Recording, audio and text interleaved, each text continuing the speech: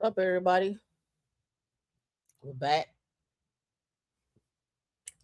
We are live. We're out here trying to change one life at a time, create more millionaires. Have everybody out here get some money, get some of this money. Those that are new, welcome. Those that are returning, welcome. Those that have survived hurricanes and any other natural disaster or so forth, welcome. Welcome back. Look at it this way: you made it through another night. You got internet. You are here. So those that are new, you might have came over from the show I did with GovTech. Thanks, Facts No Fluff, with Simone. Um, you can go back and watch any episode. The things I talk about on there, I did deep dives in these shows over here.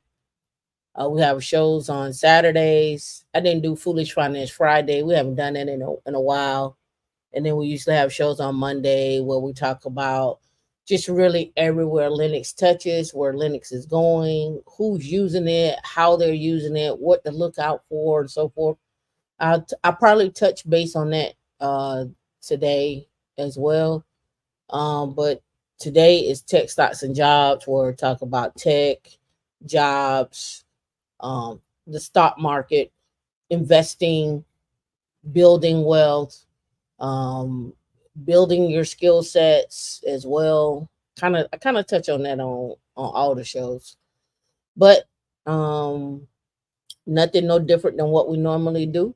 Um, we're just out here trying to make sure that you all know what's going on, be ahead of the curve and not behind the curve, and figure out what you want to do and not somebody dictate to you what you need to do, right? So always be in a position of doing what you want to do, not versus what you got to do because you can't pay your bills or because you can't do this or because you can't do that. That's where your skill sets come into play. That's where saving come into play, investing and so forth.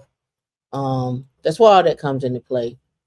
It's nothing like having somebody invest in you, whether it's in your education or your 401k or your HSA, whatever that may look like.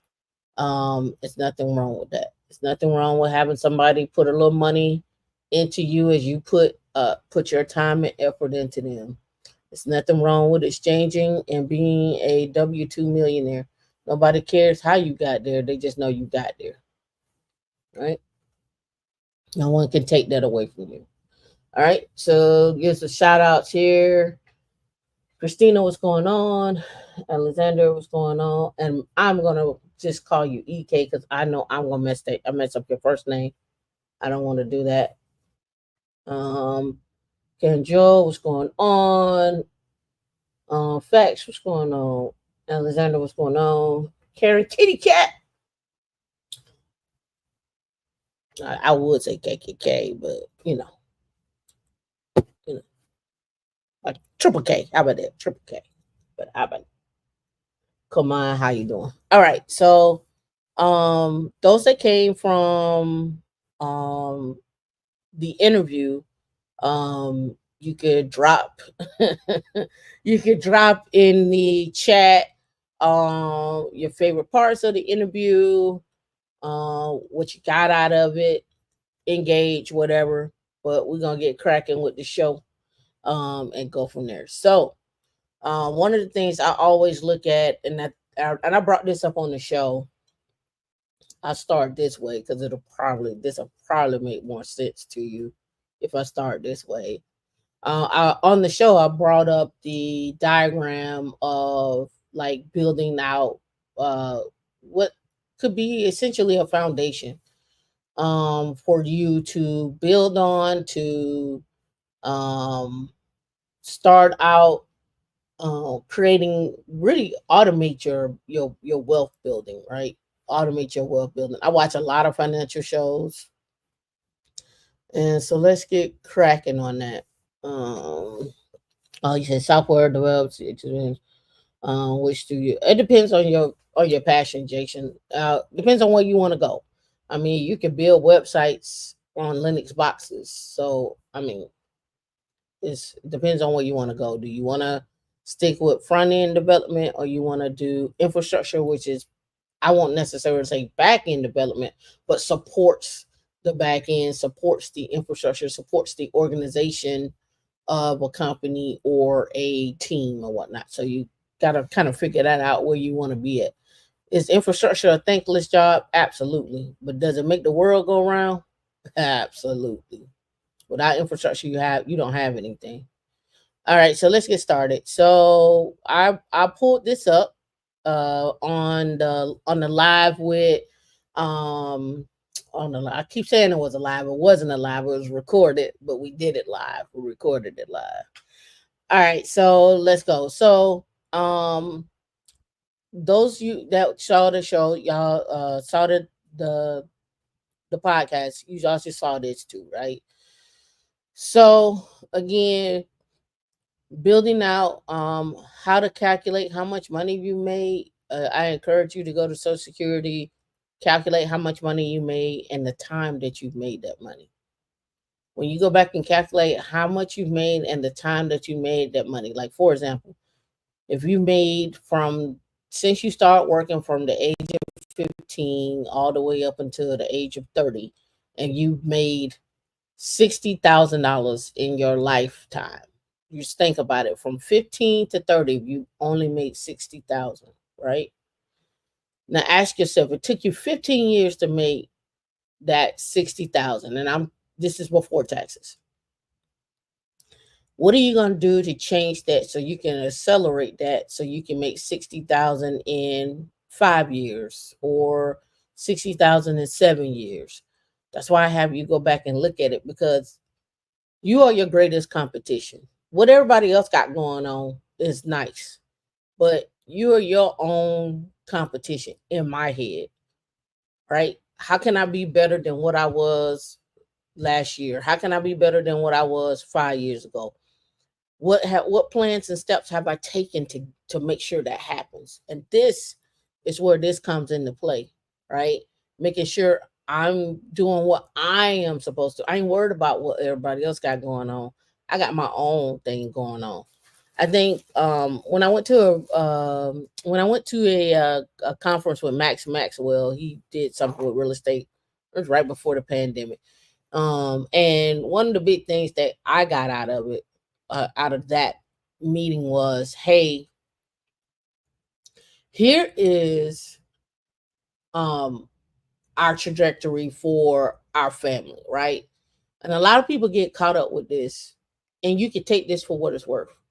Um, but you owe it to yourself to be rich, to be wealthy, to make as much money as you can for your family, whatever that family looks like, right? And that family could be your friends. What you brought them in as family? It could be your family. It could be your neighborhood. It could be whatever, right? But you owe it to yourself and the people behind you to make as much money as you can. Here's why. I put it out there like this: is we all know there's going to be someone that comes along, whether it's family or friend, that's going to need your assistance, or you're going to need to be able to make a sharp turn to do something else, and you got money saved up, or you want to invest. So why not have the ability to do what you want to do? Like if somebody hit you up for $500 and they say they need to borrow that 500, it shouldn't, if you're on the right path, it shouldn't break you. It shouldn't break you to invest that 500. That's what I want people to get towards. Like, we got t-shirts out there, one skill away from 200K. You are one skill away from 200K. But what are those skills that you have? How are you stacking those skills? What are you doing? Where are you going? What are you strategically investing in? How you're investing in yourself? What companies are you looking at? How are you doing in your 401k, HSA, or IRA? What are you doing? Screw everybody else. What is it? What do you have planned for your foundation? So, to help you out, that's what this is. Calculate how much money you made, attend Toastmasters, being able to speak in and out of rooms, being able to speak in and out of rooms. And also, when you do good work, people should be able to speak about you when you're not in the room, right? So, again, networks, friendship, term life insurance policy outside of your job, paying off your high interest debt, HSA 401k, or just automatically. Like, everybody loves this conversation, but everybody don't realize the reality of this conversation. We got to get out of the mindset that, oh my goodness, it's if I make $100,000, it's a lot of money. Well, we could do the math on that, and everybody gonna give blowbacks on this, but it is what it is for me. So let's go. We're gonna do it 100,000 right here off the rip, right? If you maxing out your 401k, putting in your contributions, that's 23,000. I'm only going single. That's 23,000 off the rip. And if you maxing out, and this is only for 2024, I know they go up in 2025. I have the tax information up there. We'll talk about it. And then 4150 off the rip going into your HSA. So off the rip before taxes, we're at $72,000. Let's say you set up an IRA and the max you can put in is 7,000. So let's go on and put that in there. Right. So off the rip before taxes, you at 65,000 off the rip. And people will say, why am I maxing out my 401k? It's going to take me 30 years to build it up. I'm not going to have access to that money. That's a waste of time. I'm going to put my money in Bitcoin. Do what you must. Do what you will. I'm just trying to help you bring down your tax brackets, right? It's just another way to bring down your tax brackets so you don't get taxed at a higher rate, right? This is the purpose of that, right? So automatically we offer at 65,000. Let's go ahead and multiply that by 0.7. I'm not going to take out federal, and let's go ahead and divide that by 12. I can put the $7,000 back in there, but that's what you bring home a month after taxes, really. Now, let's say you don't do none of that, and let's say you do $100,000, multiply that by 0.7. Remember that we're gonna call it that last one 3,900, and then divide that by 12. That's 5,800. The other one was 3,800, so about $2,000 different a month is what you're looking at. If you don't do no investing, you're like, I ain't doing nothing with no HSA. I'm not doing anything with a 401k. I want all my money up front. I'm going to go put my money into Bitcoin. Great. You put your money in Bitcoin, it takes off, or it doesn't take off. Or you go pick a stable coin. I don't care, whatever you go pick, right? That's not setting you up for protection in the long haul, right? You can do any of that. All I'm simply saying is, if I got the option to do, or I make enough where I can do both, why wouldn't you do both, right? Why wouldn't you do both? You can also go buy land. You can go buy apartments. You can go buy duplexes. That may be your strategy, where you buy duplexes where you go live in one side of the duplex for 2 years, and then the other side you rent out. And then you live in an area where there's nurses traveling back and forth. You can do all those things. There's a lot of things you can do. But here's the thing. All of it takes some money, because you're gonna need, at least if you're doing owner occupied, 3 to 5%, 3.5 to 5% down, you still gotta have a down payment. You still gotta have some savings. You still gotta have something somewhere. You can go invest into a brokerage account. You can do all those things. But my point is, you should be putting away at least 25% of your salary. I don't care how you divide that up. It's easier if you got some help, but if you don't have any help, put something away. Also, the other big thing is, and I talk about this all the time, understand, and this is sidebar information. Any money you make before you get married in your 401k is yours. Any money after that, any growth after that in that 401k while you are married, it is ours. It is ours. So you need to be looking as you continue at asset protection. Asset protection. And I have I think I talk about it up here. I think I talked about it throughout here, but just understanding asset protection, buying some land, setting up a trust, a will, life insurance, whatever, CDs, whatever the case may be. Understanding the different tax strategies. You're going to have to read. You're not going to be able to sit up here and like just look at people on YouTube or not go talk to a professional that is certified and not understand. Read before you go talk to a professional. Don't take their word for it. You read first and then ask the questions. Always be equipped with their questions first because you've read the content first. That's the important thing. Quick question. I live in Canada. Is it a smart idea to max out your tax-free savings account, which is your Roth IRAs, then max out your 401ks? So here's the difference, and take this for what it's worth. I'm not sure how it works in Canada. For your 401ks, you can take out loans. On your IRAs, you can't take out a loan. So why do I say that? For your 401ks, you can use that loan for buying a house, or you may have an emergency or something of that nature, and not get taxed on that. On your IRAs, there's nothing I can do with that. It's not as flexible. But again, in that 401k, it's tied to an employer, so they know that you're going to pay it back. So this is where having a brokerage account comes into play, because now instead of going through either one of these and worrying about a tax penalty, I can use my brokerage account in order to do that. Or you can have a high yield savings account in order to do that. So you have to figure out which one is going to be that you're going to need in an immediate term that gives you some flexibility if you had to go. And I'm gonna give you a reason why I say it that way. We know all the storms that came through Florida, right? We know FEMA and the United States is not going to be able to cover for all those people in those storms, right? So we know somebody is going to have to pony up some money in order to get their house fixed.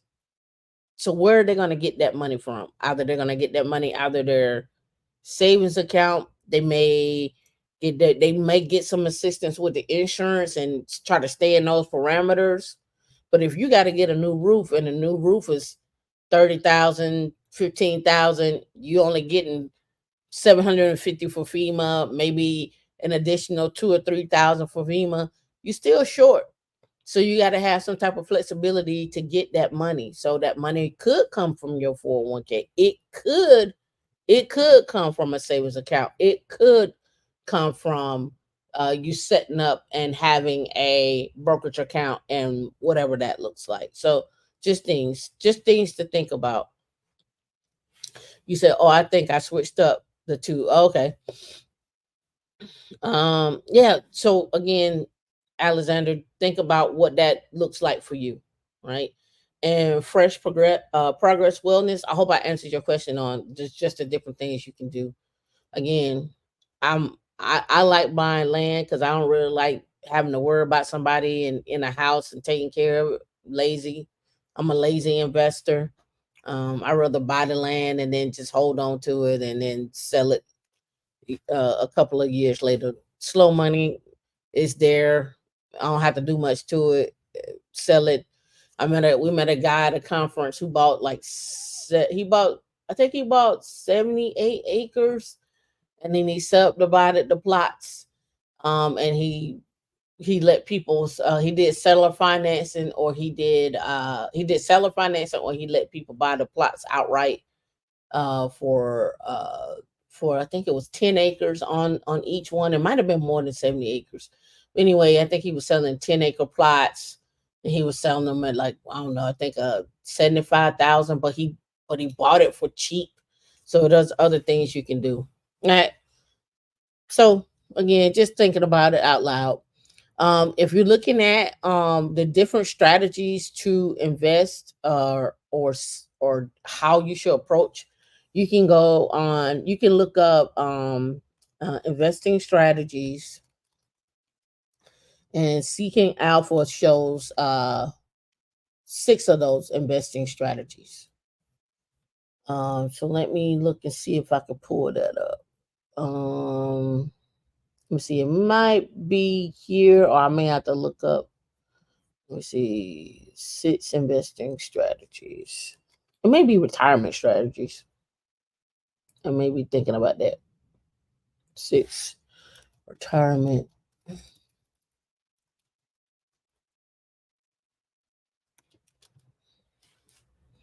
Yeah. So it's an old article, but I'll just run through it real quick with the titles, and you guys can go back and catch the replay on this.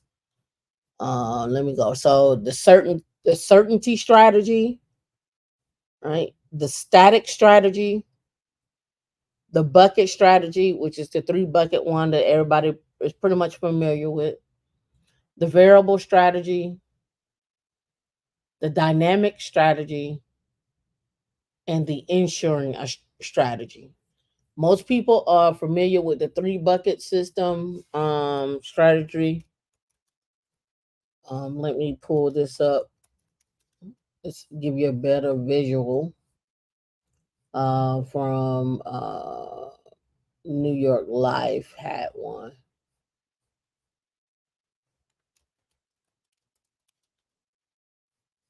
Let me see if I can find it. Find the visual. Hold on. Let me go to images.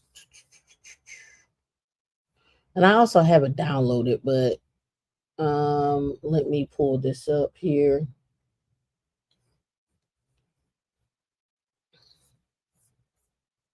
This works as well too. All right, so basically you will have three buckets, right? So your taxable, right? Your tax deferred, and your tax free income. So one of the big things that I talk about as well too is understanding your skill sets and how you can use your skill sets with each one of these buckets, right? So your tax deferred, so that's your 401k, your IRAs, your HSAs. But you also can have your tax free income, which is your Roth side of your 401k that you can have, where you're just putting money in on the Roth side. And then there are other tax free things that you can invest in too. Let's see, tax free investments. Let me look that up real quick. And if I'm right, I think it's uh,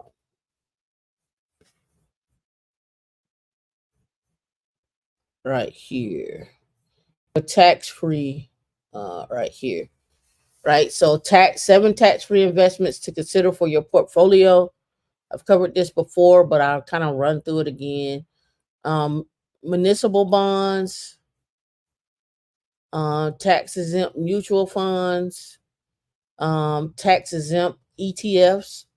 Of course, they're going to talk about index universal life, or IUL, your Roth IRAs, and your Roth 401ks, which we'll talk about, your high yield savings account, 529 plans, and then there are other ways to defer taxes in your portfolio. But let me go over here to this high yield savings account. It's taxable. I thought it was reducing your taxable income. Anyone with a high deductible health insurance plan can get one. So for HSAs offer a triple tax benefit. Your contributions from your paycheck before taxes are also tax deductible, which lower your tax bill for the year. The money in your account grows tax deferred. That's what I thought. And which is especially important if you have an HSA that lets you invest in savings in your savings in mutual funds or other investments. So a lot of people have built up their HSAs where they can invest. Now, another thing about an HSA is you can use the funds to cover non-medical expenses, but you will pay a 20% penalty on the withdrawals if you're younger than 65. So it says non-health withdrawals made after 65 are subject to regular income tax. So again, when you go to utilize this when you get older, you can use it for medical expenses or you can use it for other things. So just putting it out there where that benefit is at, outside of having a flexible spending account when you got to spend that money by a certain time. And there's no long term growth with that. No long term growth with that. And your HSA, you take it with you. So you leave a company, you could that money is still yours, right? I was looking at a guy on YouTube. He's talking about he got 405,000 in his HSA, and I wonder if he had somebody contribute to his HSA, and so forth. Because HSAs have not been around for a very long time. I mean, they're not, they're not like 30 years. I don't think they are. HSA invented. Let me see. When did HSAs actually come out? Yeah, so 2003. So yeah, like yeah, HSAs was created in 2003. So I'm like, HSAs haven't been out all our lives.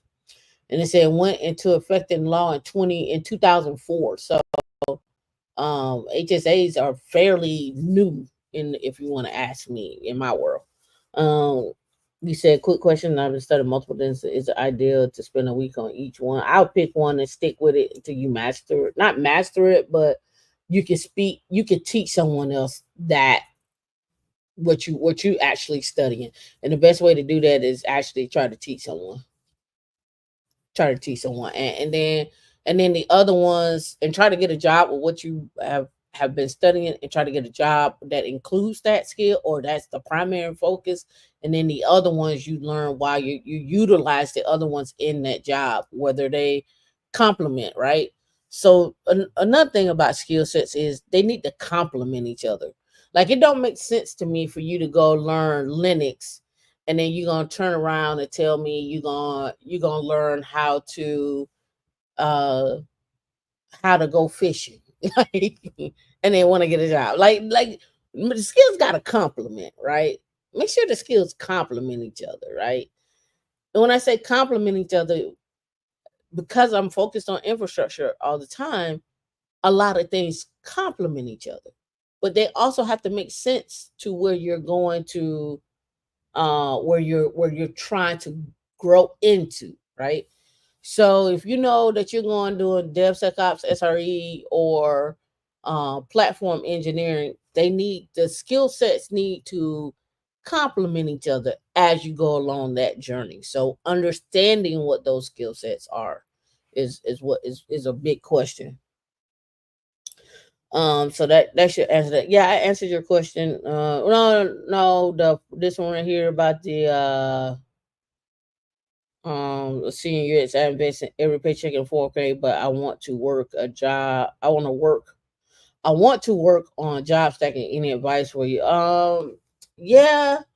I would say there was a company. I think somebody asked me this before. There's a US company.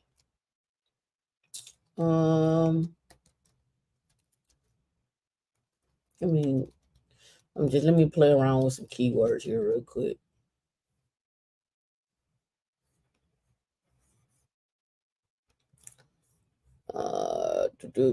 So um service designer, user experience, UX, accessibility, web design, websites, US web design system.gov. Makes it easier to build website, mobile friendly, this, that, and other. And the only reason why I'm bringing this up is because I know accessibility is one of the big things that DoD and a lot of government websites are working towards. So that's one way. Another way is if you want to just contract yourself out, 1099, which gets back over to here, where you start contracting yourself out, 1099 work, and setting yourself up because you understand how to, one, manage a project, two, understanding how to do your work and the work on the outside. And that's the other thing too. People got to realize, like, when you start taking on different roles and doing work outside of work, you got to manage your time. If you horrible at managing time, which I know I am, then that ain't it for you. You may just need a 9 to 5. Or, not saying that you can't get better at managing your time, but some of you just are not good time managers. All right. I know people that that feel like they gotta be in the mix every weekend, every day. I ain't sitting in the house. I'm out. I can't do it. In the meantime, in between time, there's somebody sitting in the house and they studying it and they doing their thing and they getting ahead and they making it happen. So you gotta figure that out. Um Triple K, go and look at RH024 from Red Hats, a free class. Look at it, see if you like it. It's videos. You might like it, you might not. Try to set up a Linux box locally on your laptop, or get one out of AWS or Google Cloud or DigitalOcean, probably DigitalOcean, and spin up a CentOS or a Rocky Linux box and try the commands. See if you like it. You may not even like Linux. You might not, right? I'm not saying this for everyone. I'm just saying that's what I've done. Here's how I've done it. Here's what was worked for me. Here's how I'm going to continue, and here's how I'm gonna retire. Right. So, um, yeah, look at it from that perspective. And then last but not least, up here we say we hit retirement. Minimum of 2.5. I'm not saying that's the end you want to be at, but you just want to hit that 2.5 and then go from there. Now, why did I talk about all of this? One, from the show, but let's get here. What it means to be wealthy in the US. What does it mean to be wealthy in the United States? D, you drop the 024 class in the chat, please. I'll pull it up here real quick. So what does it mean to be wealthy, right? Um, when I'm looking at shows, like when specifically looking at any shows that center around people of color, black people, how we want to slice it up, African Americans, black Americans, whatever we want to say, how you want to identify. When I hear the word, when I hear people talk, the first thing they scream out their mouth on most of these podcasts and shows, you all want somebody making $100,000. Or do you know how hard it is to make $100,000? Or if you make $100,000, you got to be an executive. I hear this. I hear it so much. It's actually nauseating. And I just, I wonder what is our mindset, like what where are we thinking, like, that 100,000, to make $100,000, it's hard, right? And then you hear people talk and they're like, well, the people in the United States that live, the average American only makes this much. I'm like, okay, don't be average. Like, don't be average. Don't be average. Right?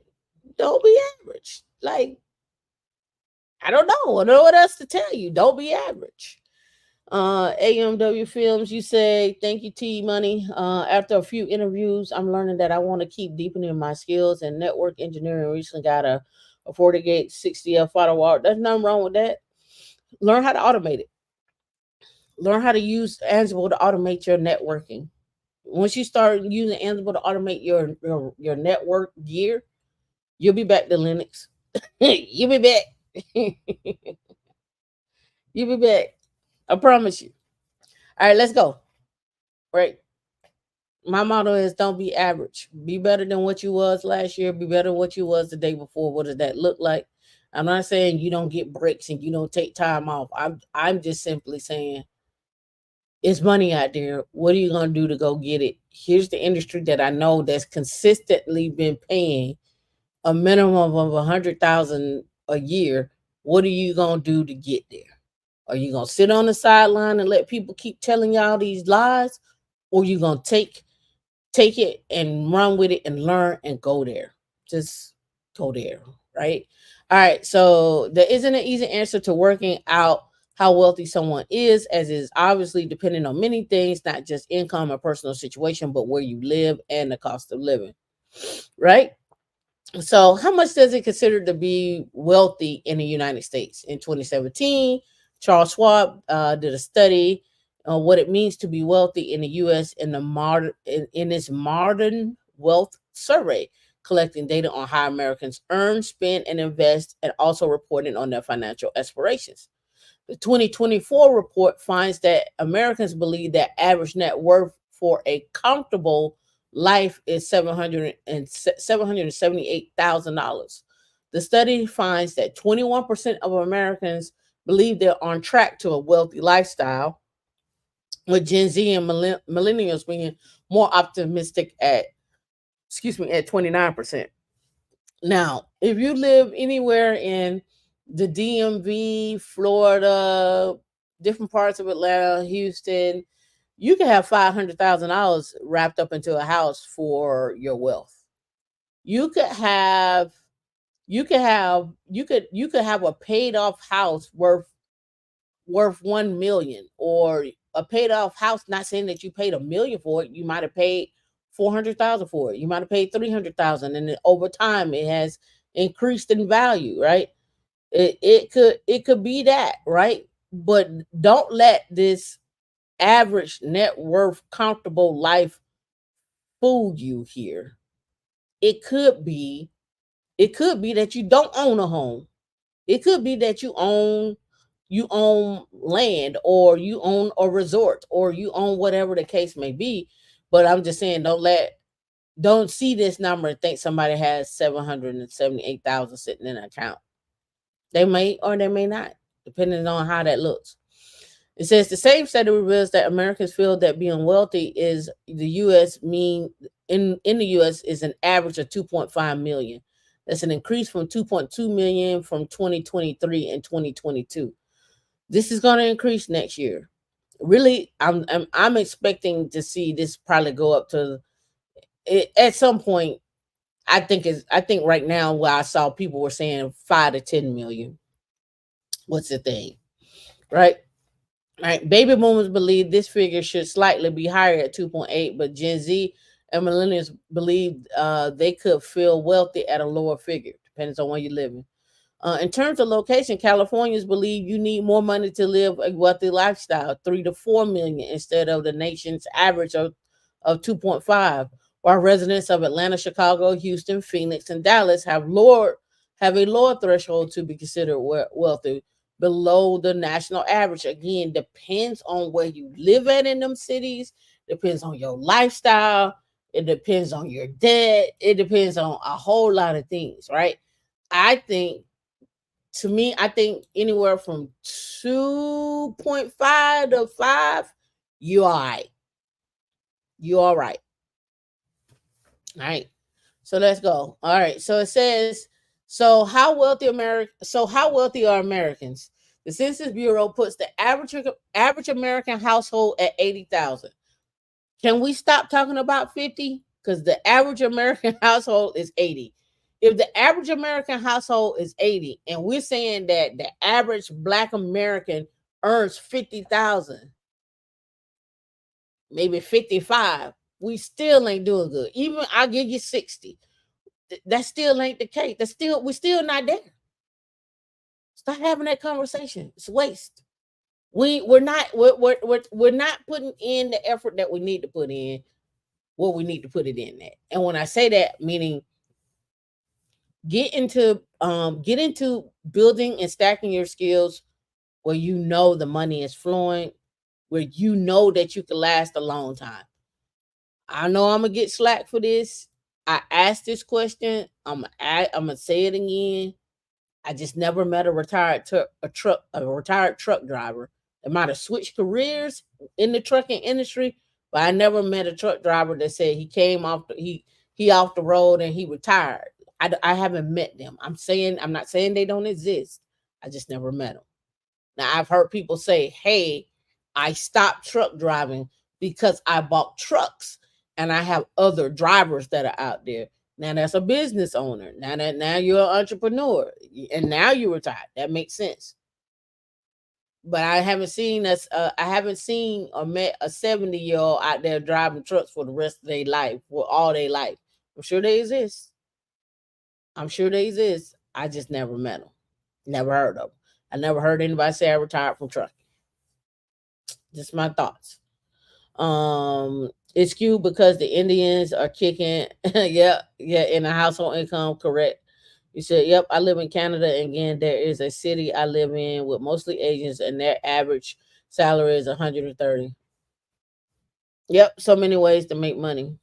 All right, so then it goes on to say to be in the top 20% of income, you need to have earned at least double that, bringing in an income of above 130 a year. I'm aiming for you to get to 200,000, really 250. I'll take two, but I like 250. However, when you start looking at the jobs, understanding the skills, understanding where you're at, how are you gonna get there and make a plan, right? All right, to be considered a really top earner in the US, we could take the IRS benchmark on the top 1% of Americans earn above 540,000, puts you in the top 1% earners from a tax perspective. But from EPI, the Economic Policy Institute, which I have up, believes that in order to be in the top 1%, you need to earn 819,000. That means you need to earn either 45,000 to 68,000 per month, depending on whose metric you're going to use. 45,000 to 68,000 a month. That's then this is where it all cracks me up. We'll say you want someone who's a top 1 to 3% earner. Well, no, a top 1 to 3% earner is 540,000 to 819,000. What essentially people are saying is you want somebody you want a black person that's earning 1%, that's in the top 1% to 3%. That's what we're saying. Because the top 1 to 3% is not 100,000. It's not. It's right here in front of you. I even have some data to pull for you. The Pew Research Center found that based on the most recent government data in 2022, around half of Americans, adults, 52% live in the middle income household. On the remaining 28% are lower income households, and 19% have been categorized as living in the upper income household. Average state salaries in the US and what it takes to be middle class. So here they have a whole benchmark on what it takes for each state to be middle class. You all can go through and read that. I'm not going to go through and read that. I've done that show before. I wanted to talk about what it means to be wealthy, because we get confused on high income, rich, and wealthy. High income does not mean you're rich and wealthy. It just means you got high income. That's it. That don't mean you wealthy. That don't mean you rich. It just means you got a high income. What you do with it, the assets that you build out of that high income or grow with that high income is what matters. All right? That's what matters. So they go on to talk about the cost of living and then the wealth calculator that they have for the United States. Here, let's go. It's on Pew Research. Are you in an American middle class? Find out with our income calculator. All right, let's go down here and play the game. All right, let's select. Let's go with our good old folks up in DC, District of Columbia. But yeah, let's go Virginia. I'm gonna do Virginia. I'll come back to you, District of Columbia. Let's go Virginia. Let's say you are in the DMV area. Your household income before taxes, let's say you pull in 160, and let's say you got a house income of 3. Let's calculate. All right. You would be, let's go here.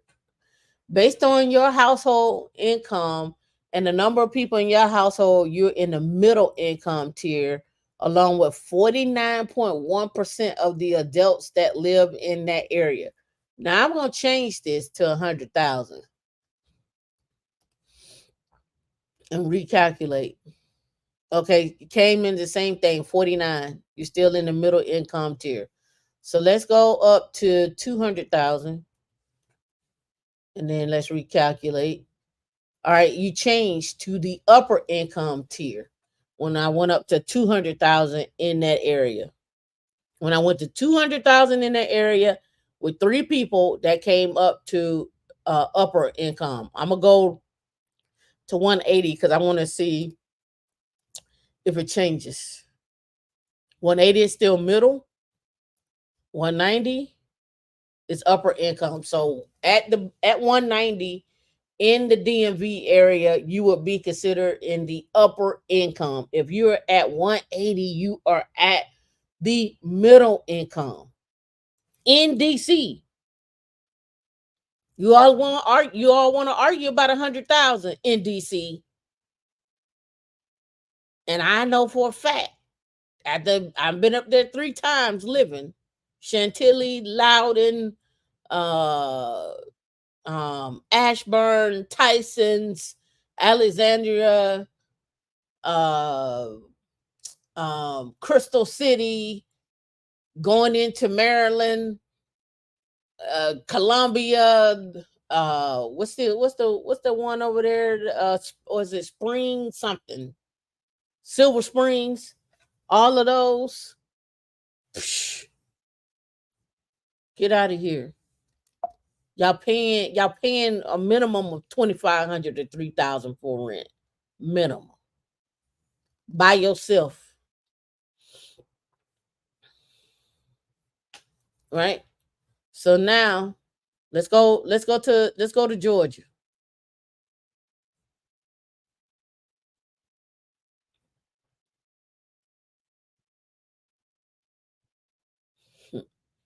Let's hit up our favorite spot.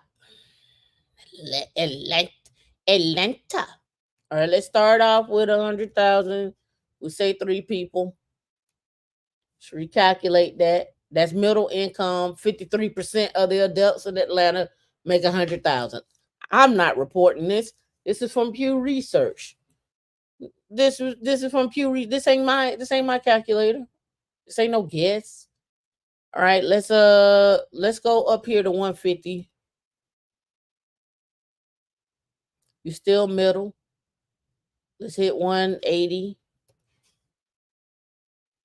All right, in Atlanta, let me see 170. I'll do it. Let me go. Look and see. Let's you got might hit 160. 170. Yep. So 22.3% of the adults in Atlanta are at 170, which is upper income tier. Now, what happens when I move this? Let's move the needle. Let's play a little bit to 250. That still puts you in the upper income. So 170, 250. Let me go and let me do the. I don't think they have nothing higher than upper income tier. Yeah. So all right, so 170. 170. All right. 170. All right. So let's go. I dropped the link for it. D has the link. All right, let's go to Florida. Let's go down to mm, Tampa, Clearwater, St. Pete. Let's do 100 and recalculate. Middle, 170. Upper, 150. Middle, 160. Middle, so 170 is upper. So Atlanta and Florida, that 170 is still upper middle class between the two, right? I'm just showing you, like, people get in their minds like, oh, you live in the South, and so you don't need a lot of money to live in the South. No, you don't need a lot of money to live in the South, but if you want to thrive in the South, you're gonna have to put some effort in, right? And then when you get down here, you get 17% of adults make that. What happens when we do 200,000? Still 17%. Okay. Right. So 170 and up, no matter if it's 200, 300, 400,000, 17% live in the upper income. Let's go to your favorite spot.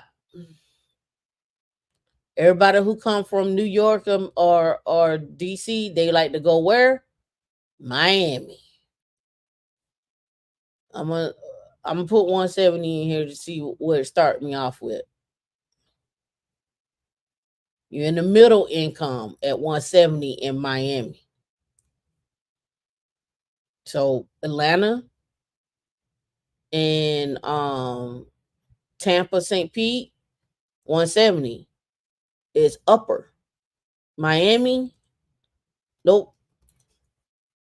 Calculate. 180, nope. 190, yep. 14% though. The percentage of making 190 for upper drops down to 14.2%. So what if we do, if we did 100,000? How many people we gonna? How much? 49.3. 49.3. Now, when we get into these numbers, right? The thing I want to get into it with these numbers is we could pick this further and further apart, by men, women, race, uh, educational background, and so forth. Those that know, that been here before, know how I like to read stuff. All right, so let's go. That's the IRS. We'll talk about that one in a minute, but let's go here. Does your education affect your financial impact? Does your education affect your financial impact? Now, a lot of people are gonna be like, no, because electricians out there are being millionaires and plumbers are being millionaires. But again, there's some education behind being a plumber and being an electrician. It may not be traditional. It may not be traditional, but then again, it is some form of education that you gotta have in order to do those things. Whether you're good with your hands or your mind or whatever, or a combination of both. So now let's really dive into hurting feelings today. I'll just play. Let's really dive into this. All right. So I pulled this up a while ago.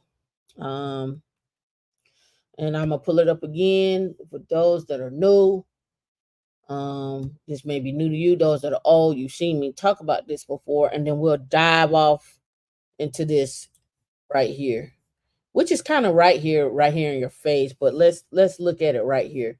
It tells you right here.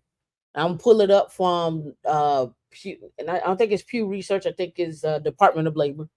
Um, yeah, Center for Education and Workforce at Georgetown showcased that bachelor graduates earn approximately 1.1 million more than their high school graduates. 2.8 versus 1.7 over the course of their lifetime. This post continues this series in reviewing the median lifetime earnings by race and by ethnicity. All right, so here we are. With a high school diploma, lifetime earnings range between 1.36 million for both Asian and Black adults, to 1.69 for whites. Tracing the lowest earnings lines across the graph shows that Black adults earn the least at each increase in educational attainment until surpassing Hispanics adults at the professional degree level. So there was a chart, and I think I posted it on the community wall that shows the educational level that one would have if you were African American, Black, Hispanic, Asian, so forth and so on, and what that meant for you. There's also out on Financial Samurai where there was this actual study done to say an Asian person who graduated from high school is equivalent to earnings is equivalent to a Black person who graduated with a master's. I'm putting that into perspective for you to say that number one, there is some foundational things that are there that have caused that rift, and then to for you to understand that really at some point you're gonna have to educate yourself. You're gonna have to read. You're gonna have to pass an exam. You're gonna have to do something. You're gonna have to create some value for it within your realm, education wise. Right? On the upper end of this distribution, whites earn slightly more than Asians until the master degree level, where Asians when Asian adults jump to almost 4 million in median lifetime earnings. The largest percent difference between the highest and the lowest median lifetime earnings is is is at the master and professional degrees, where Asian graduates 3.98 million earn 47% more than Black graduates at 2.71 million with a master's degree, and 47% more than Hispanic graduates at 5.27 million with a 3 point versus 3.58 million with a professional degree. I'm only pointing out to you that you can keep listening to people and tell y'all that your education don't matter, or you getting a degree don't matter. It's what you get your degree in, what you do with it, and what your network look like. And I ain't talking about your net worth. I'm talking about your network. You should be, again, that's why I got on there talking, doing public engagement, speaking, learning about topics, being able to teach someone else about a topic, being able to write blogs, do YouTube channels, whatever the case may be for you to get that information out there, GitLab, GitHub, whatever. But being able to put that information out there to teach others builds your self-confidence, builds your branding, puts you out there, and then helps you to elevate other people. At the same time, it elevates your career. Right? So here it is in black and white for you. D, you can take me off the screen, and I'm gonna blow this.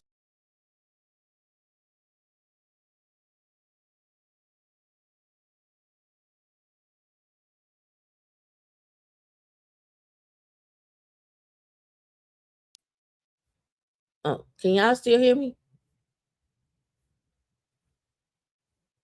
It said on my end it removed my audio. All right, so let's go here. All right. So we look at it. We see it in black and white, right? Literally. We are here. And don't get it twisted. We getting outworked down here, right? You can see the number with the blue line. Hispanics are the green line. And then we got a switch that happens right here. And this is where they talk about the education right here. Let's switch. And then Asian and then other and white, right?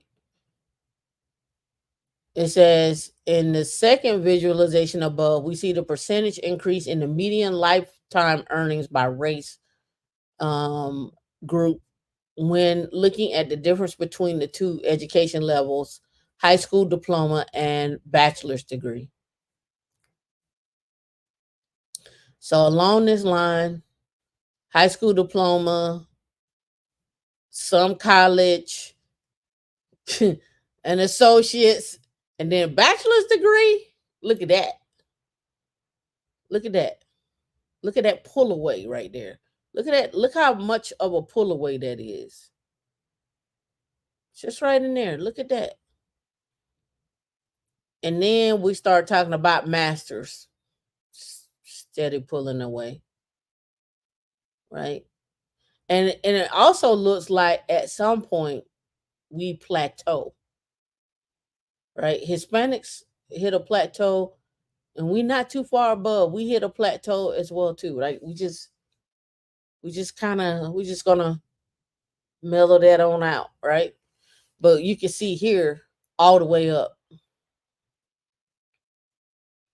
all the way up, doctoral and professional, not stopping at the masters.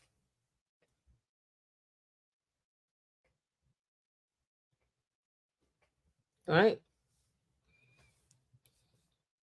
I like that. I like that fact right there. And I agree with it. Asians study 2 hours a night, whites 1 hour, blacks spend 30 minutes. I agree with that. But there's other things that go along with that. Let's talk about it. Let's talk about it. What goes along with this, right? What goes along with this? Your commute time to work. If you're the only person in the house that's working, if you got to take care of other people, if you have to then turn around and you don't have help at home, right? When I say help at home, meaning I'm not talking about being married. I'm just talking about having help at home, whether you got a roommate, whether you got an older child, or whatever the case may be. Help at home that could take just one little thing off of you, just one little thing, right? Whether it's you got somebody that get groceries delivered to the house, or you got somebody that can take your car to go to the shop, or you got somebody that can make sure that you're getting what you need in the morning. It's just one little thing. One little thing. Well, how can you make your life easier by automating that one little thing? That time that it takes, that time that you have to do X, Y, and Z, right? That's important. Let's keep going. Black adults, 67%, 1.36 million for high school diploma versus 2.27 million for a bachelor's degree. And Hispanics, 1.39 versus 2.31, are essentially equal to the estimated overall percentage increases when comparing lifetime earnings for Hispanics versus bachelor's degrees. Start letting people tell y'all that the Hispanics are beneath y'all. They not.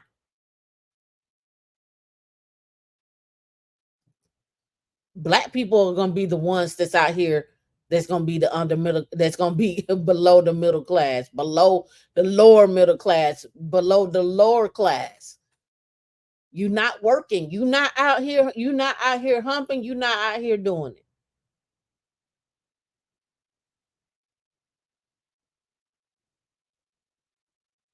You would sit on a podcast or a show for 4 or 5 hours and won't study.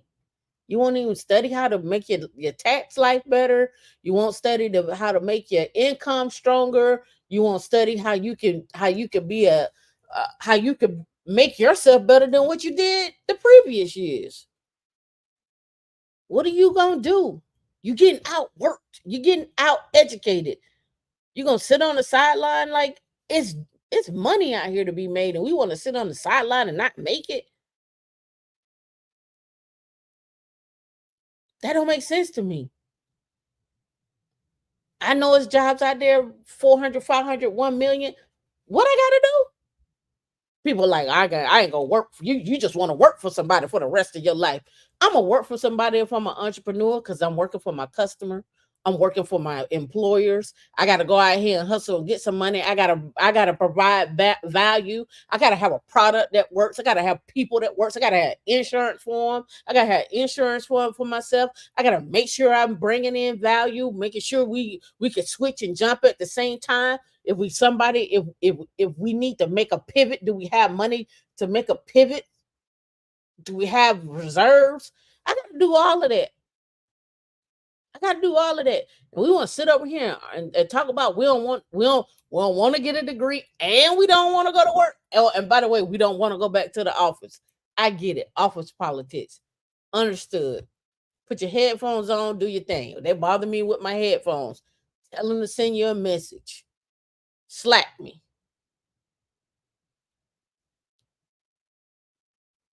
What are you gonna do? So that way when you get older, when I say older, I'm talking 40 and up, you have created your foundation. You can coast and you can ride. Some of you are 40 and building your foundation. Don't be ashamed of that. But understand there's levels to building that foundation. You can't afford to sit and wait for somebody to come to you with a job. You got to go snatch it. You can't wait. Them days is over.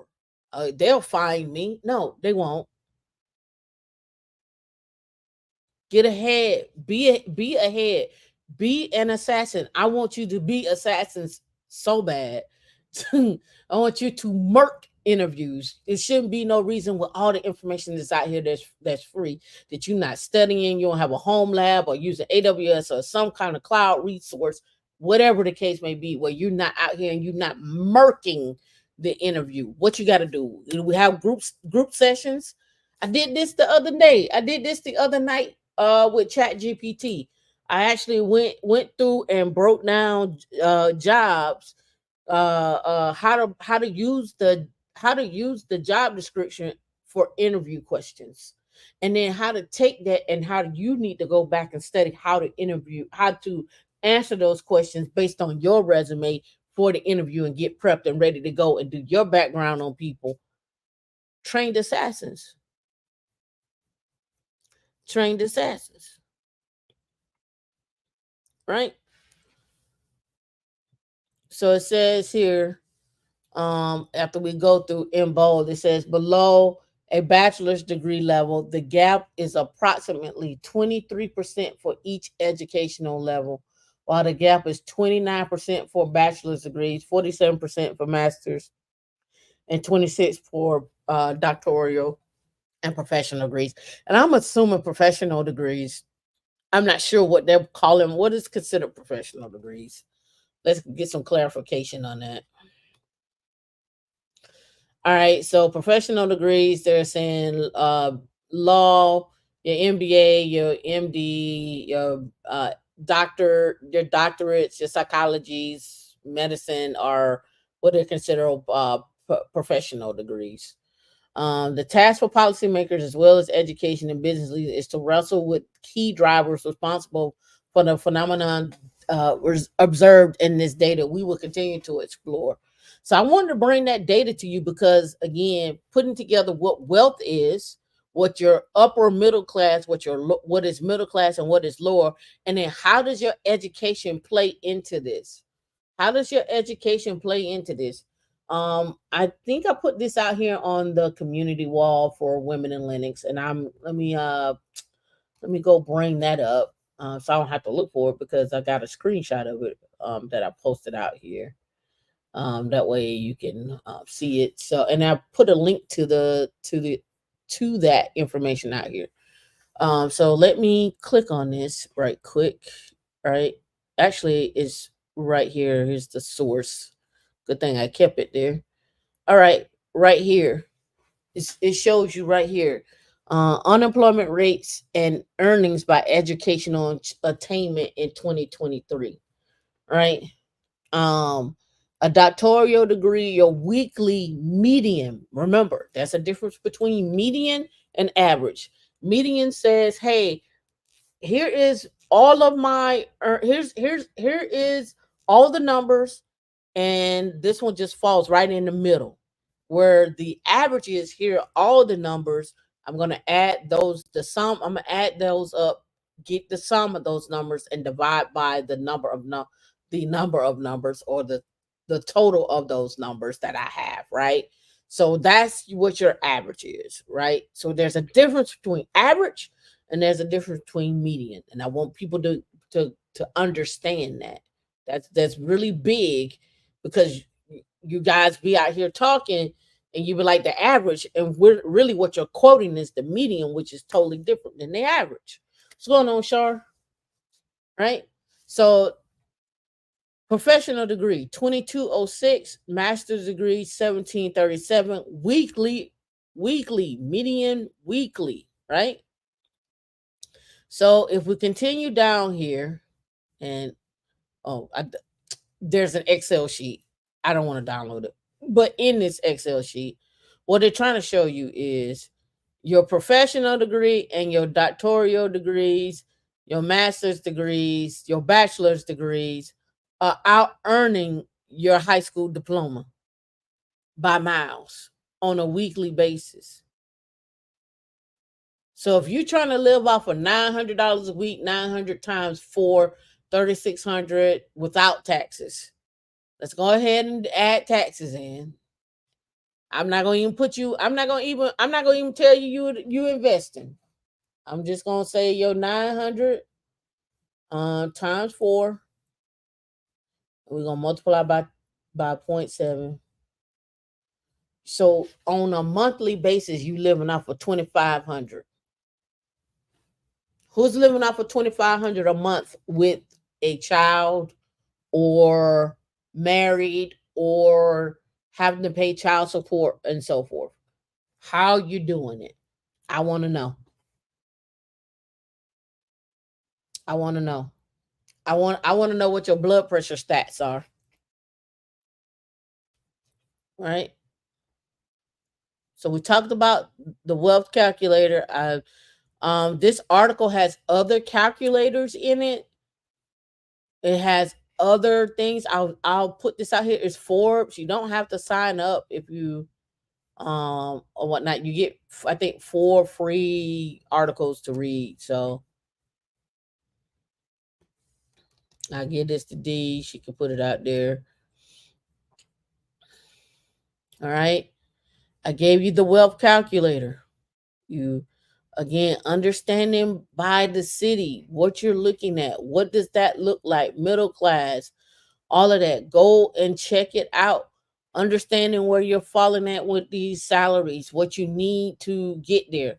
Like, again, if you're not getting if you jumping ship to another job, y'all need to be getting $30,000 minimum to go to the next job. It shouldn't be no $10,000. You ain't gonna see that. You're not gonna really see nothing to after 25.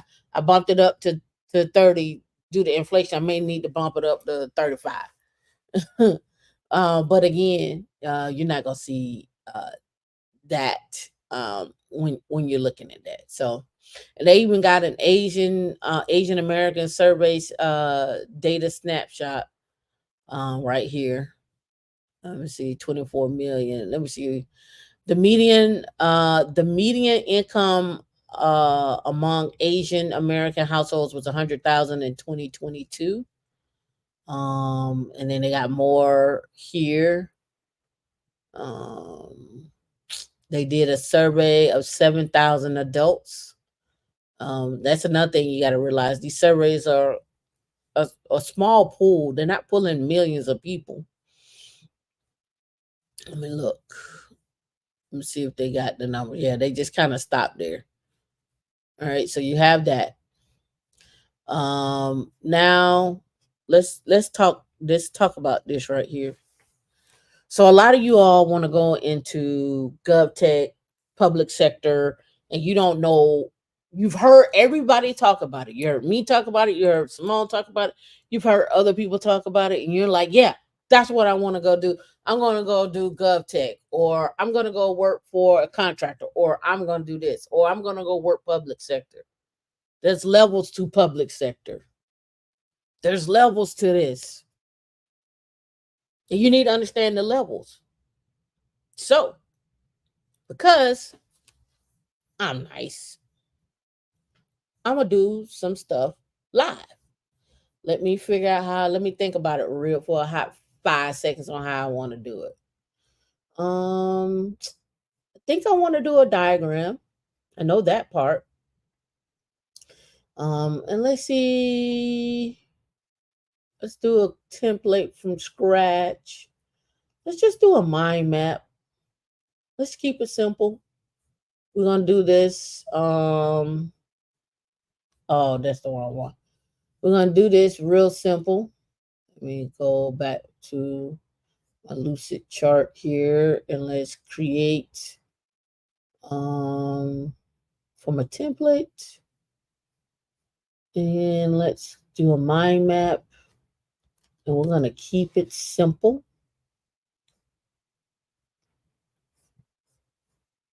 on our mind map, and we're gonna do it live. All right, so this is our mind map I chose. I might have should have chose a better one, but hey, this is what I got. All right. So the main idea is here is public sector. And I say there's levels to this. All right.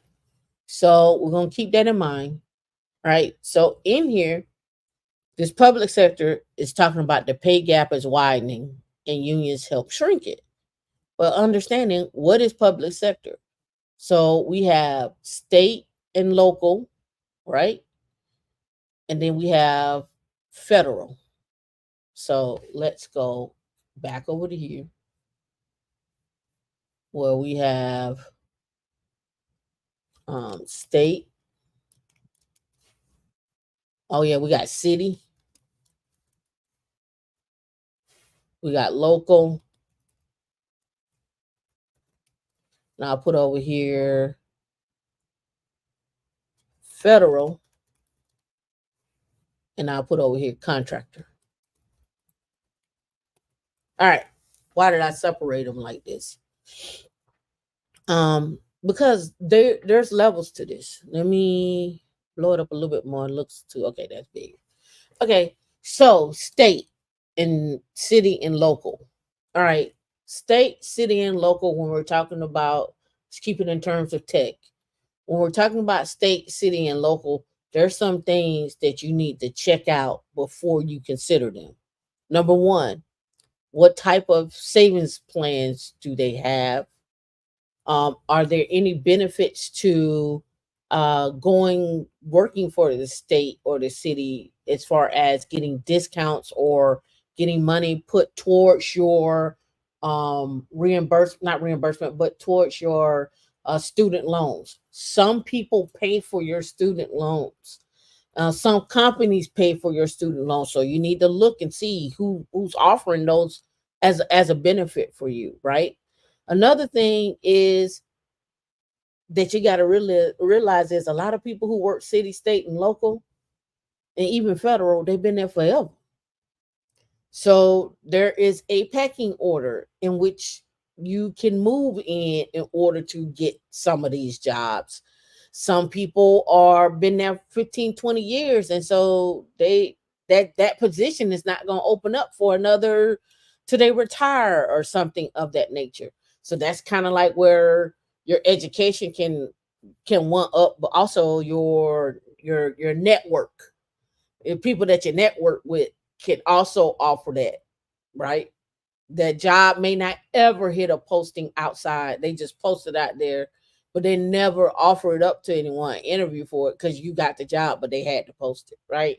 So you got to look at what that looks like, right? All right. So I'm pointing these things out because state, city, and local always pay less, but there are opportunities there that you can latch on to.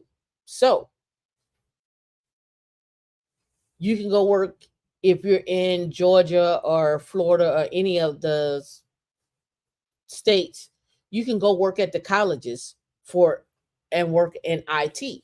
So, let's keep on this page right here. Let's look at let's go to UGA. And let's look at IT jobs at UGA. So here, and then we can come into here, and this is where you got to get understanding how to get around on their jobs. So let me just do this. Let me just look up. Let me just type in the word cloud and see what it pulls back for me. So all right, so here they have a network administrator. I'm just going to use this as an example for right now. All right, so they have a network administrator. They tell you the department, um, benefits eligible, 8 to 5, EEO policy, full time. They only hire for one. They're telling you what they need skill set wise. Um, and then driving responsibility for this position, yes. It's a position of trust, yes. Um, a background check, and here's your duty. Percentage of time, 50% of what you'll be doing right here. Firewalls and so forth. 20% of the time, they got it all broken down. Um, and what I was looking for, because typically these jobs are public in terms of the pay, or at least in the range. Let me see if they have it out here. Personal conduct, freedom, expression, academic freedom found online. That's their core values. Okay, they don't have. They may have it out here, and I'm overlooking. But it would be considered a state job, so they have their own benefits that come with it. So now let's go to look at UGA benefits. Um, let me look at this department here. Let's see if we can specify here and dig into it. Just curious. Okay. All right. Let's see if they got. Okay, this is the name of it. Here's the resources. Let's see if we got benefits for the worker benefits. Let me go back. Let's do working at UGA benefits. Okay. All right. So you get yeah, okay. So we got some leave, we got some compensation, position management, we got benefits, managers, professional development, time. All right. Let's go with the benefits. All right, so we got finance, we got health and welfare, we get some perks, we got some retirement, well being, workers comp, and then there of course they got open enrollment. So some perks. Let's go look at the perks. We got some tickets, we got the bookstore, we got some dining services, some meat science and technology center. I don't know what that means. Perks at work, they got a perks at work link here, but you need an account to get access to it. Ramsey Student Center. I wonder that Dave Ramsey's student center. Botanical gardens, museum arts, performing arts, tuition assistance. So you can get in, you get some tuition assistance. You can go golfing, got some childcare, some golfing. So you get some type of benefits from the school itself as an employee. Um, but let's go back one and let's go to finance and let's go here retirement appointments, financial counseling. That's reviewer retirement appointments. I think it's a 403B with the schools that you get. I could be wrong. It may be another number. I think it's 403B. All right. So let's go back. To compensation. All right. So here you can come in and find the salary, and here's the annual salary guidelines. That's what I was looking for. Here's the one for 2024. All right, boom. Let's blow it up. Do do do do. Minimum hiring of 33,000. That's a minimum, and it's to see if they got it. Performance evaluations. All right, classified staff salary wages, salary ranges. They have faculty. All right, that's what they have here. They don't give you like a huge range, but at least you got a starting point or what have you. Now, when it comes down for, I worked at a college. I can tell you from working at a college, the benefits that you get are your basically they automatically do investing for you into a pension, and this was University of Washington. You automatically got enrolled into a plan. You got perks with, getting discounts on like Word or at the time, whatever flavor that you needed for operating system and so forth. You got a chance to be on the cutting edge of technology as well too. So you got some perks there to try things out, to work there. It's its own community as well too. The academia is its own community. The colleges talk to each other. The different the when I say colleges, the colleges within the colleges or the units within the college, and then outside like University of Washington and Georgia Tech and all of them, they at some point their medical departments all talk to each other, right? So again, understanding that. Now, here's a big thing that you don't know about colleges.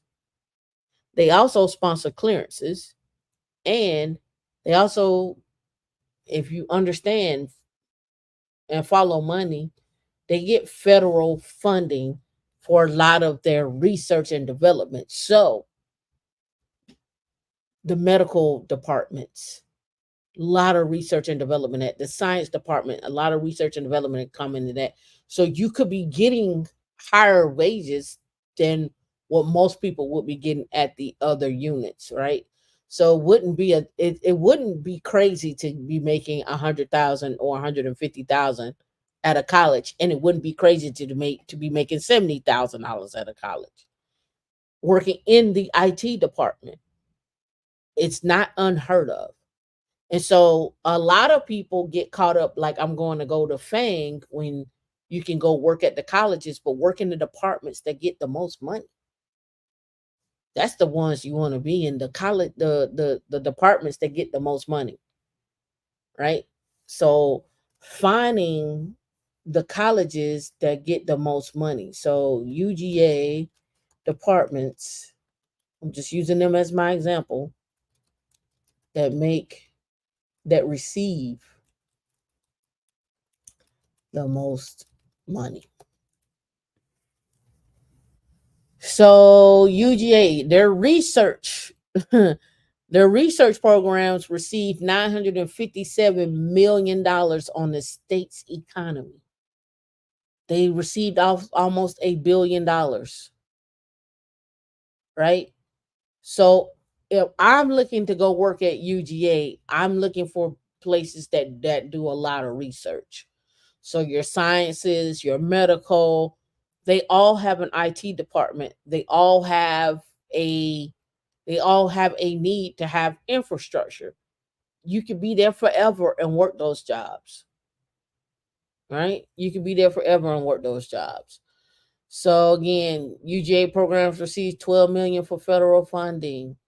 UGA has an economic impact that hits 8.1 billion dollars, right? So again, research and development, finding those areas in which to work in, and in those schools. Again, go get your bachelor's, your master's, and your PhDs while you're there.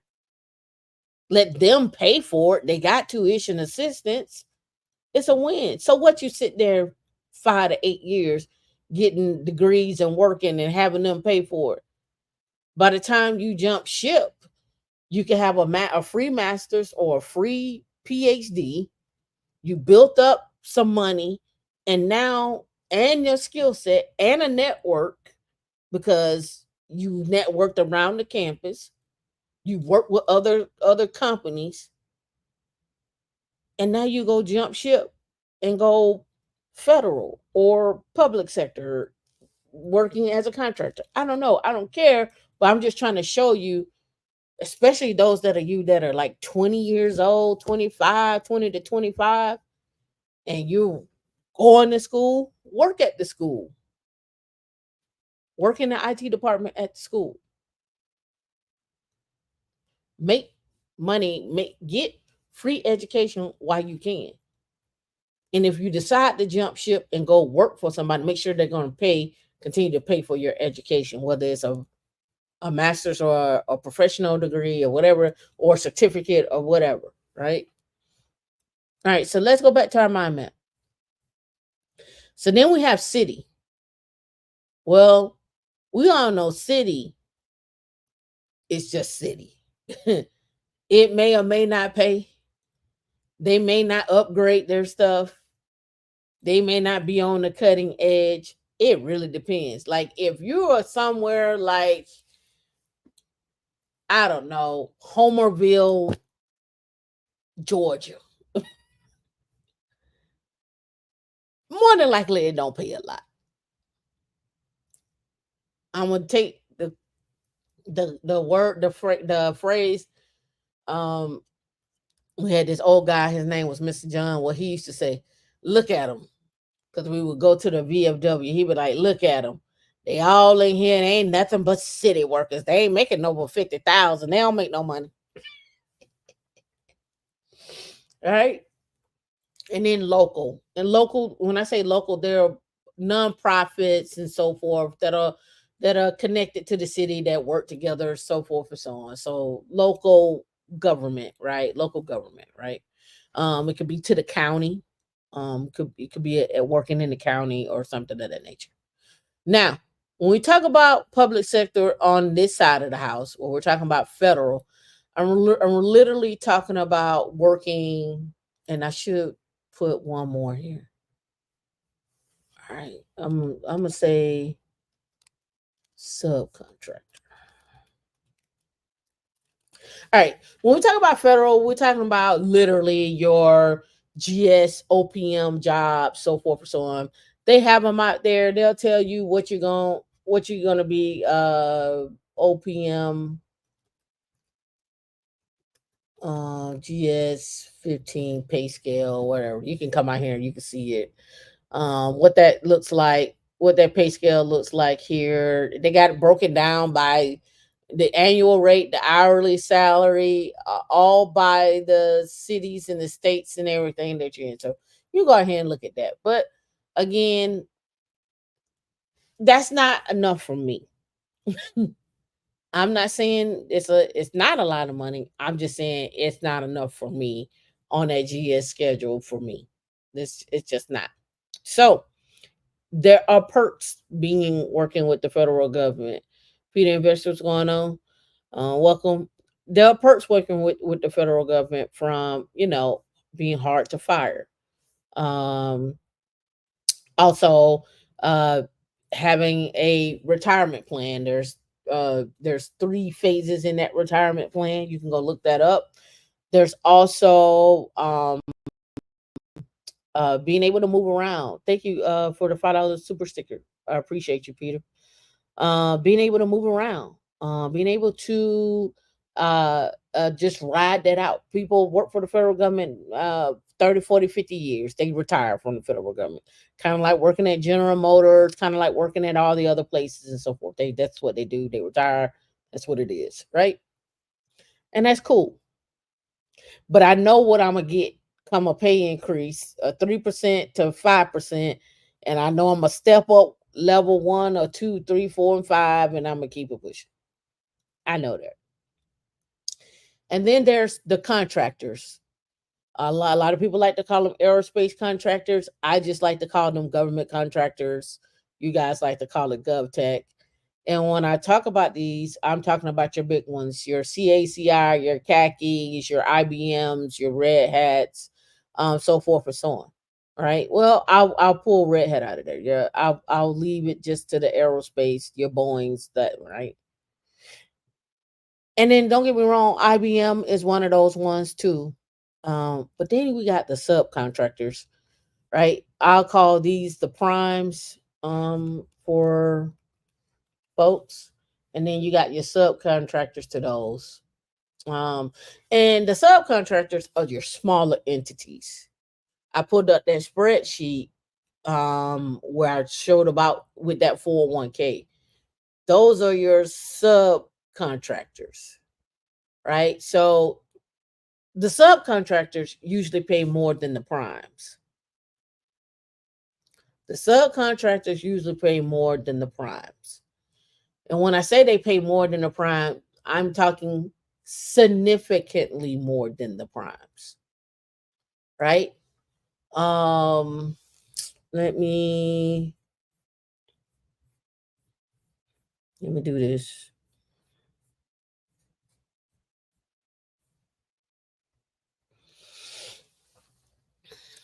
And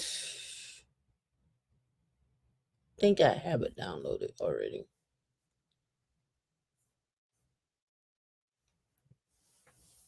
Let me do this.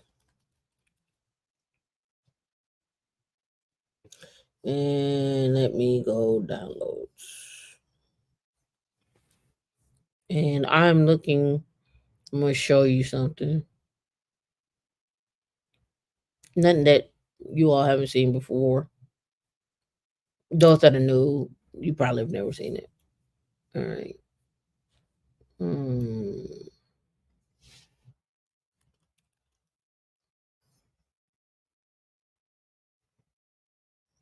Okay. May have to open up Adobe because it may be sitting out there in my Adobe stuff. All right, let's go back here.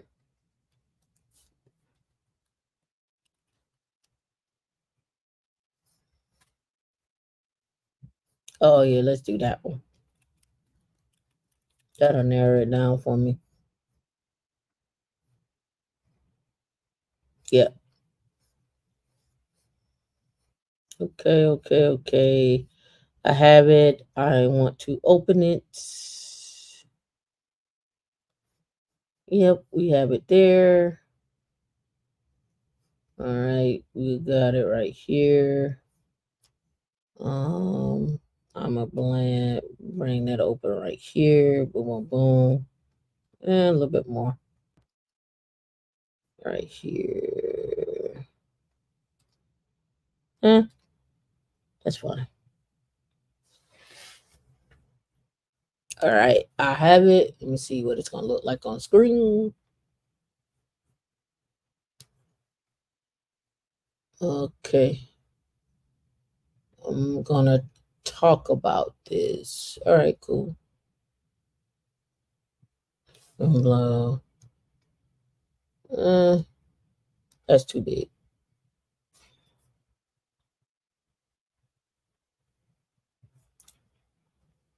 It is what it is. It was an offer. Okay. All right. Let me now come back to my screen. Let's bring this over.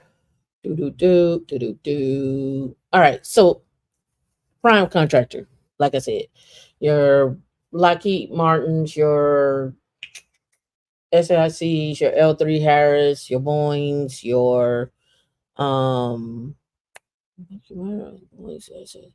All the aerospace force. I mean, all the aerospace folks, and I kind of put IBM in their category per se as prime contractors, but they also do subs as well too. Everybody subs to everybody. Let's be clear, but the bigger contractors do those things. So now let's go here.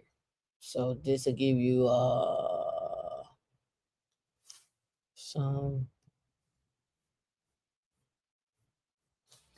It began too big for me to put on the screen, but okay, I'm cool with this. All right, so this is what I mean about prime contractor. I mean subcontracting. So for this position, this was a position out in Colorado, um, as a subcontractor, and the job was for a sub to be a sub to, right? You will be subcontracted to Lockheed Martin, right? On the NGG project, that one was paying a 138 an hour, or $253,000 annually. It is a staff position, and I talked about this before, um, when we are talking about the difference between uh, a regular position like a Linux administrator, senior staff, uh, senior staff, principal, and then distinguished. Right? There's a difference, right? So the subcontractors usually come in to the primes to do a specific type of work that they don't have, right? Right. And when I say a specific type of work that they don't have, meaning they may have a team of people that understand Linux, but they don't understand how to go from a migration from a VM to cloud.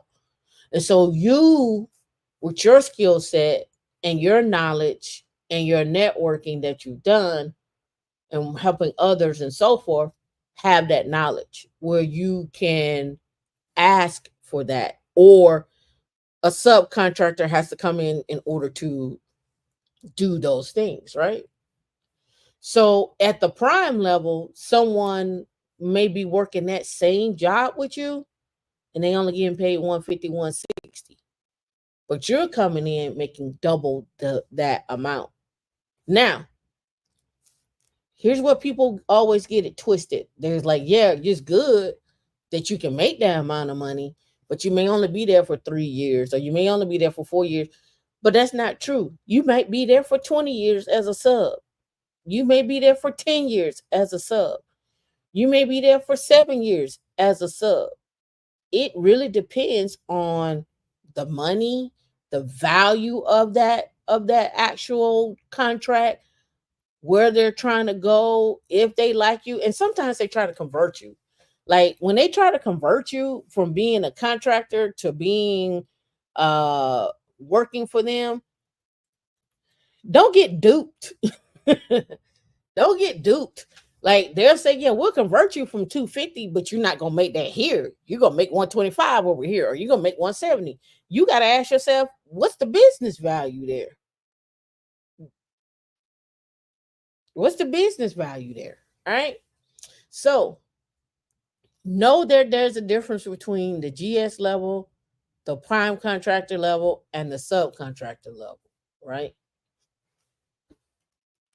Know the difference. So I'm gonna pull up um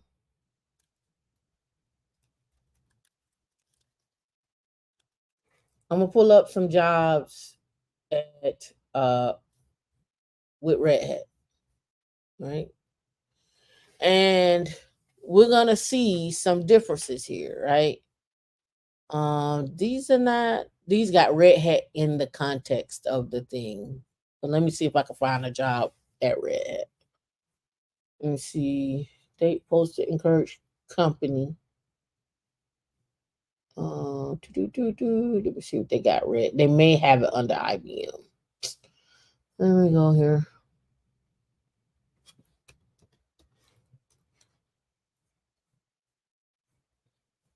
All right. Yeah, so now they're pulling back IBM jobs. All right. So, and then let me do it this way. IBM Linux jobs on Indeed.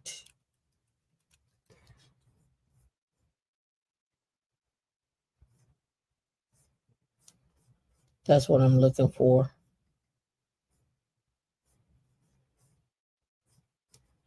I'm looking for Linux jobs on Indeed for IBM. And let's see if we can get by company here. Would they have IBM in here? I saw Red Hat and IBM earlier.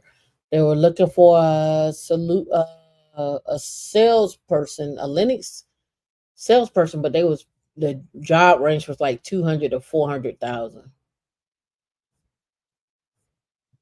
Let me narrow it down real quick. Let me do this. But to my old ways. All right. So I went to my old ways. So yeah, 300 Linux. So here, right here, I knew it would come up. So strategic accounts manager, 234 to 387, a director in Virginia, but global consulting 382 to 650. Again, these are working IBM jobs, but you'll probably be working with some contractors. So again, when we start getting into these numbers here, a lot of people are like, you need to be a manager. Not all of them are a manager. This is remote for a senior infrastructure lead from 250 to 350, right?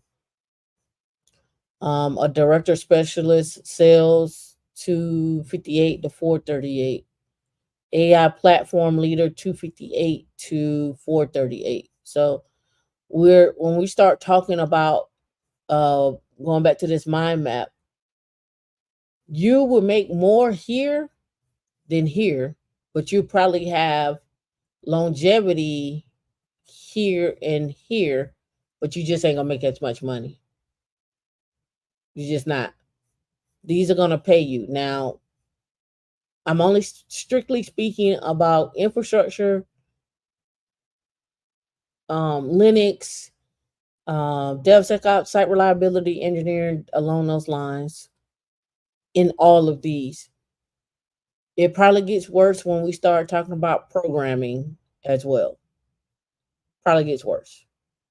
Carol, yep, I do one-on-ones.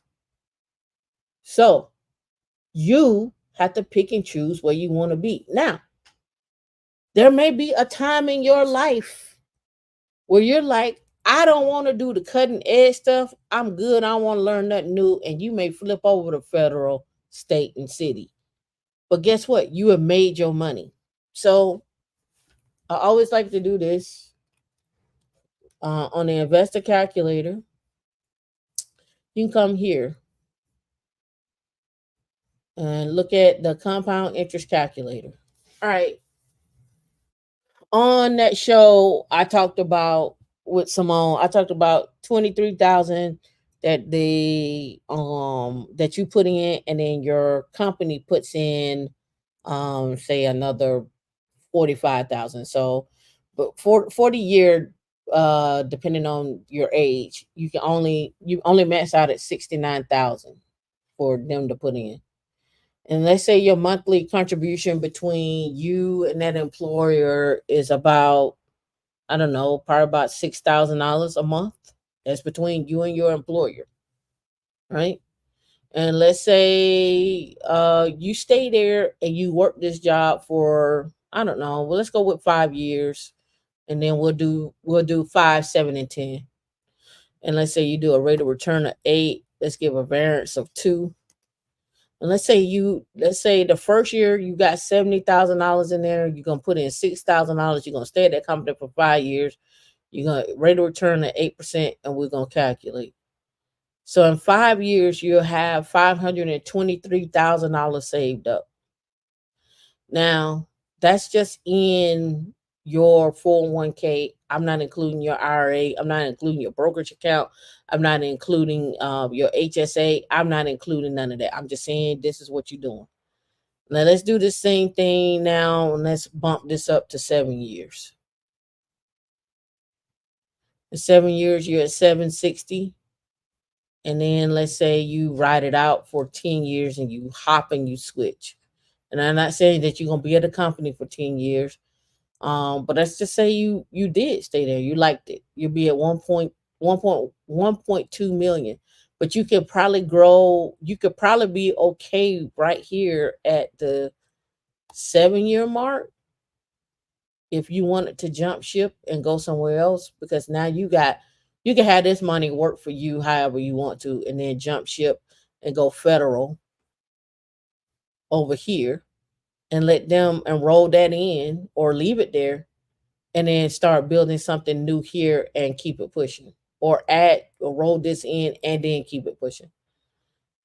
You can go to a prime contractor, start something new, have two separate 401ks if you wanted to, however you want to do it, or roll it in and go from there.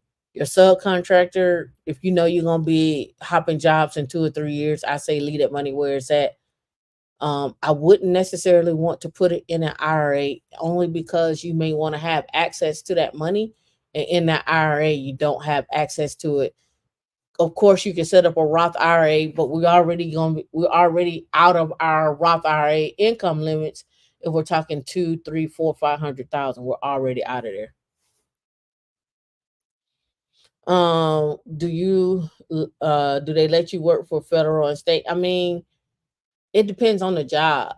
Most state, I don't know this to be true, but I've never seen any state job work remotely.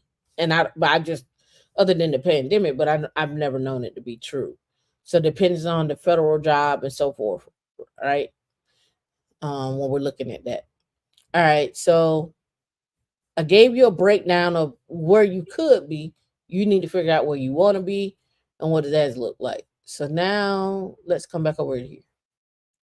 All right. So the public sector employees earn less than their private sector counterparts, and the pay gap has widened in recent years. So much so that on average they earn 17.6% less than similarly educated private sector employees. Right? And that's that city, state, possibly even at the federal level. They're not out earning the contractors and the subcontractors. They're not. When factoring robust public sector benefits package, total compensation is approximately 14 to 5% lower for public sector workers than for their private sector workers. And then they go into talk about why does this matter and how to fix it. But I wanted to bring this up because a lot of people go after and start working for the city and the state, and that's usually black people that work at the city and the state level and the county level, and you're getting underpaid, and you're not realizing how much of a pay gap that is, when you could probably work over on the federal side and make slightly more with better benefits to do that as well too. It really depends on you. It depends on what you feel like, whether your commute to work, the politics, all of that stuff, right? Depends on that, right? So I just want to point that out. So we talked about that, talked about this. I brought that up. I brought that up. Um, I'm trying to figure out where I want to go next before we get out of here, because I know we got at the 2 hour mark. Let's go here. IRS tax brackets for 2025. Um, Let me see if it's a link in here or if they got it on the table. Okay. All right, set to increase by standard reduction, set to increase by 400 to 15,000 for single taxpayers, while the increase for married is 30. Heads of household standard deduction will be of 22,500 for the year 2020 2025. Let me go back up here. Let me look and see if they got the tax brackets up here that I might have missed. I may have to click on something to get the tax brackets. All right, here we go. Right here. So that 250 income, 35%. That 626,000 income is 37. So between two from 250, and remember, you don't get taxed across the board for that, right? Remember, that is you. It is at each level. You hit all of these at each level. It's not I make excuse me 250 and I'm getting taxed 35% of that, right? It is at a certain level. All right, it's at a certain each level you're gonna get taxed. I don't know if you ever seen that breakdown, but you should look at that and break it down. I just go ahead and do the 35% off the rip, or I multiply by point 0.7. Should be multiplied by 0.65. That's really what you're gonna be taking home. Right? That you're probably overestimating, maybe a little bit off, but at least it gives you an approximate range. All right, so let's get into the where the money is at, where the money is going, and so that you know how to start looking for jobs, who's receiving funds, so you know how to move. All right, so this is a cloud exit. I bring this up on Monday, how they save their money. We'll skip that for now. All right, so Sophos is to acquire Secure Works for $859 million in cash. If you're not familiar with Sophos, they do government contracting, um, primarily on the defense side. So you may want to look at Sophos and their products and so forth. If you're looking for work, they do government contracting as well too.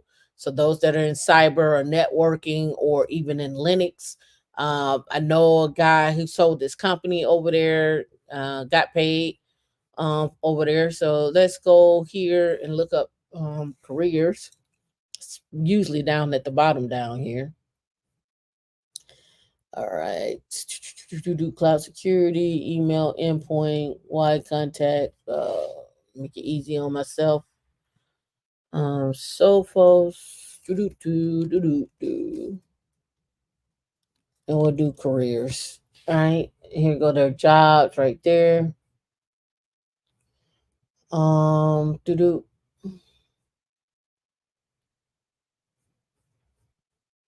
Load more. Did I miss one? Oh, these are articles. I don't want articles.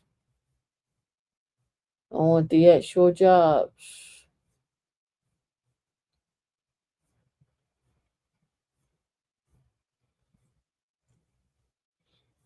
Okay. Let's do hybrid. So marketing, product development, sales, inside sales, sales operations. So what is remote? Finance, tax, customer success, global escalations with network security. Cyber support intern is remote. A L1, a L2, information technology, a technical team lead delivery team. That's in the Philippines, right there. So they go through root cause analysis, perform duties and responsibilities as directed, so forth and so on. Software engineering, cloud FinOps, cloud FinOps architect, DevSecOps build and release, so forth and so on. So They have a number of jobs there, and they are remote as well. And then you could go and look at hybrid. So Sophos buying a company, an engineering company, for $859 million in cash. They're going to integrate the solution once they close the deal and so forth. So again, they're beefing up on the security side, preparing for the long haul and so forth. When you say gov cloud, I'm not sure what you mean. You mean working with an entity that has a gov cloud, uh because gov cloud is an enclave. That's why I'm confused by that. All right, MITRE is focusing on the federal AI sandbox and will focus on critical infrastructure, weather modeling, and social services. The Biden announcement moves calling the attention to the federal funded R&D budget pitfalls and aging infrastructure. So MITRE is getting a big chunk of money in order to go into this research and development on what should happen and what's next. So those of you that are looking for jobs, MITRE works. To see the existing contracts with six federally funded R&D centers. MITRE operates, which include the Department of Homeland Security, the National Institute of Standards or NIST, the Department of Defense, and Federal Aviation Administration. So MITRE works with all these agencies. So you could work at MITRE and touch these different agencies. You could work at these agencies and MITRE would be probably on the project with you. So understanding that they have funding, they got some money, this is huge. That's what something I would look at too.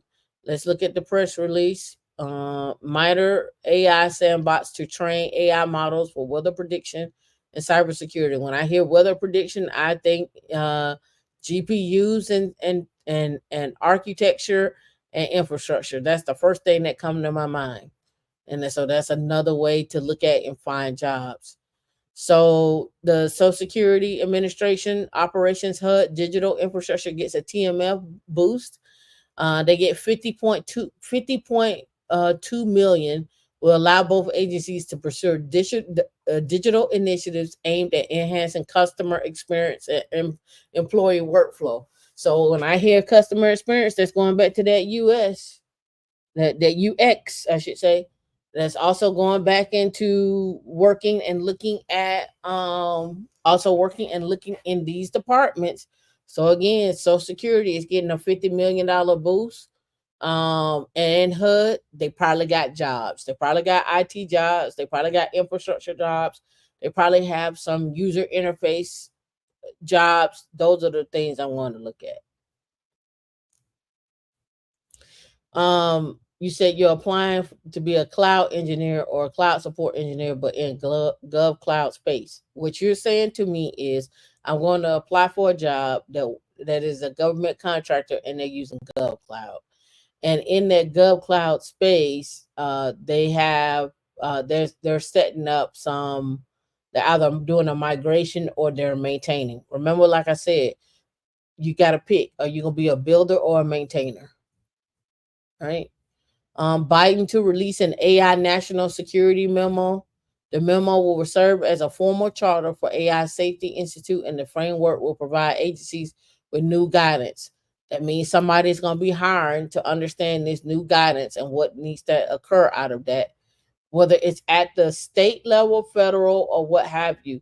You could be that go-to person that understand what that guidance is and provide some of that to other people for AI safety that want to bring AI into their jobs and so forth, right? So that's just another skill set that you can have.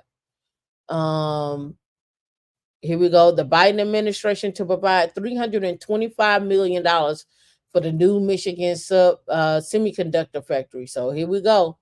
325,000, I mean million, going into Michigan for a semiconductor factory. Um that automatically tells me a lot of things right there. I don't know why that would that on me. It automatically tells me a lot of things right there. It tells me that the that 325 that's going in there to build that semiconductor, people are going to buy houses and they're going to buy land around there, and they're going to build communities. So you want to know where to invest into communities. You want to know where to invest your money in terms of like long-term investments, buy and hold strategies, duplexes, apartments, so forth, entertainment. So that's where you start looking at. That's why I mentioned those things, so you know how to get your money together so that you're ready to go make an investment in those areas. Mobile, your rule ID, the real ID rule paves its way for agencies to accept mobile driver licenses. At the Blackest Tech conference, there was a talk on the mobile device from Angie. I mean, your mobile ID from Angie, and what that looks like as more and more states start to adopt having a digital driver's license versus having a physical copy. So you can they're starting to utilize the digital, move away from the print and go into digital. Uh you said there's a difference between, well, I mean, it's a difference between them. Like, not all services are there, not all of the there is some guidance around it, of course, but yeah, there's a difference. But it's not a difference where you're gonna be like, hey, I got on my resume, I worked in GovCloud. People are just like, hey, you worked in GovCloud, or you worked in AWS, or you worked in whatever. They're just gonna look at it as you worked in those environments. But it's helpful and beneficial to know the restrictions in those environments. All right. So agencies have a new USA job tool to connect pathway programs for graduates. So they built out this pathway program for graduates.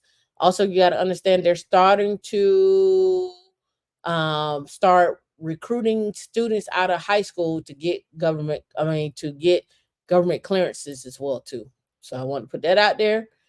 Um, Last but not least, Cash App say y'all need to get y'all money in if you want part of this $15 million claim for this security breach. You need to get your information in so you can get your money.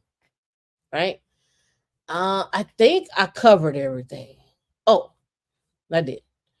Apple offers $1 million to anyone that can hack its AI servers. Hackers get at it, start pounding away. Let's see, what was this one?